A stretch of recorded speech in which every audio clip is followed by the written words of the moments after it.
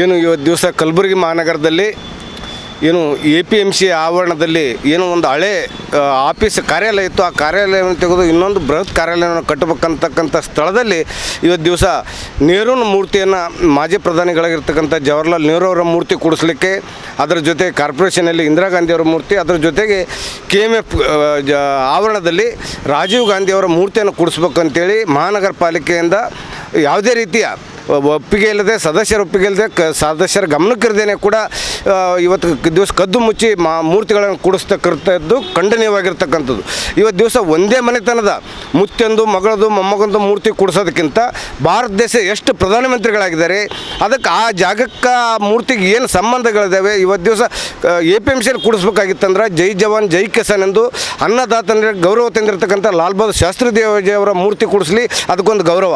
ಅದು ಬಿಟ್ಟು ಸಂಬಂಧ ಇರಲಾರ್ದೇನೆ ಯಾರ್ಯಾರೋ ಮೂರ್ತಿ ತಂದು ಕುಂದ್ರಿಸ್ಕೇಸಿಂದ ಆ ಇರತಕ್ಕಂಥ ಒಳ್ಳೆಯ ಜಾಗವನ್ನು ರೈತ ಭವನ ಮಾಡೋದಾಗಿರ್ಬೋದು, ಅಥವಾ ರೈತರಿಗೆ ಸಂಬಂಧಪಟ್ಟಿದ ಮ್ಯೂಸಿಯಂ ಮಾಡೋ ಮುಖಾಂತರ ರೈತರಿಗೆ ಅನುಕೂಲ ಮಾಡಿಕೊಡೋದು ಬಿಟ್ಟು ಸುಮ್ಮನೆ ರಾಜಕೀಯ ಮಾಡಲು ಹೊರಟಿರೋದು ಇದು ಉಗ್ರವಾಗಿ ಖಂಡಿಸ್ತಾ ಇದ್ದೇವೆ.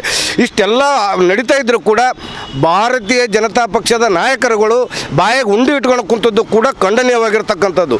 ಹಾಗಾಗಿ ಕೂಡಲೇ ಆ ನಿರ್ಧಾರದಿಂದ ಹಿಂದಕ್ಕೆ ಬರಬೇಕು. ಒಂದು ವೇಳೆ ನಾವು ಮೂರ್ತಿ ಕೂಡಿಸ್ತೀವಿ ಅನ್ನೋ ಹಠನೇ ಹಿಡಿದಿದ್ದೆ ಆದರೆ ನಾವು ಪ್ರಬಲ ವಿರೋಧವನ್ನು ಮಾಡ್ತೀವಿ. ಆ ಸಂದರ್ಭದಲ್ಲಿ ಏನಾದರೂ ಆದರೆ ಅದಕ್ಕೆ ಜಿಲ್ಲಾಡಳಿತ, ರಾಜ್ಯ ಕಾಂಗ್ರೆಸ್ ಸರ್ಕಾರವೇ ಜವಾಬ್ದಾರಿ ಆಗ್ತದೆ ಅಂತ ಎಚ್ಚರಿಕೆನ ತಮ್ಮ ಮಾಧ್ಯಮ ಮುಖಾಂತರ ಕೊಡ್ತಾ ಇದ್ದೀನಿ.